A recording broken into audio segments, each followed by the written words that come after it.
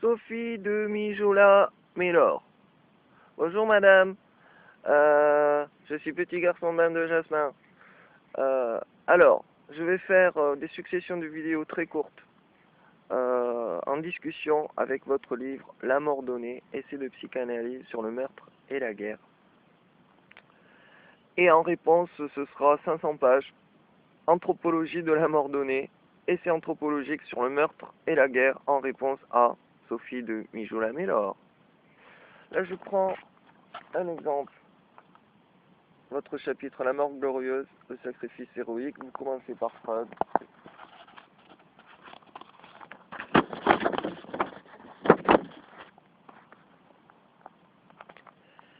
Et là, vous dites que la guerre comme phénomène en soi n'est pas explicable par une psychanalyse appliquée au collectif, car les mécanismes en jeu relèvent d'abord des explications macrologiques, touchant à l'économie, à la géographie, au développement technologique, notamment l'industrie des armes, qui a fait le G20 actuel et 5 permanents de l'ONU.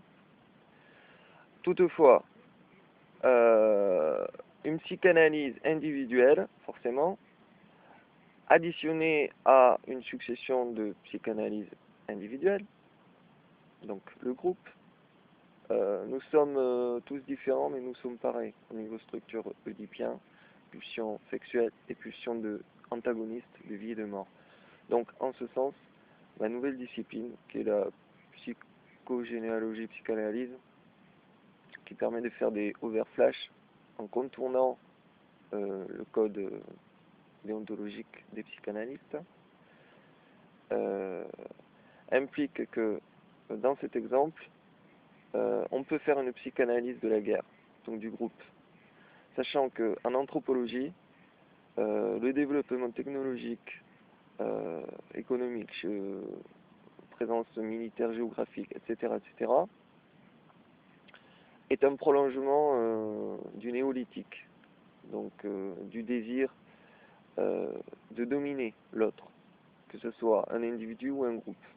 Voilà, c'est le prolongement de la main. Donc, en anthropologie, on peut appliquer une psychanalyse de différents sujets appliqués au collectif, en précisant le groupe d'études, donc le référentiel. Voilà, ça c'est un exemple. Et l'autre point, c'était qu'est-ce qui pousse les mécanismes psychiques qu'un homme ou une femme décide de risquer sa vie en combattant pour un pays, par exemple.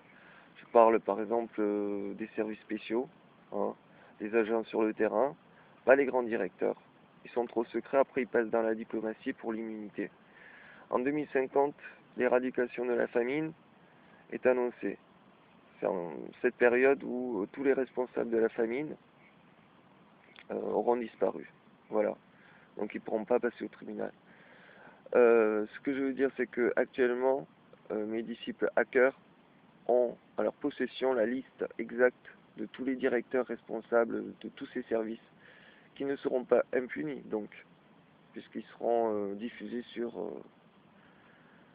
Internet le jour de ma disparition. Voilà. Le bouclier me sert d'arme. Voilà.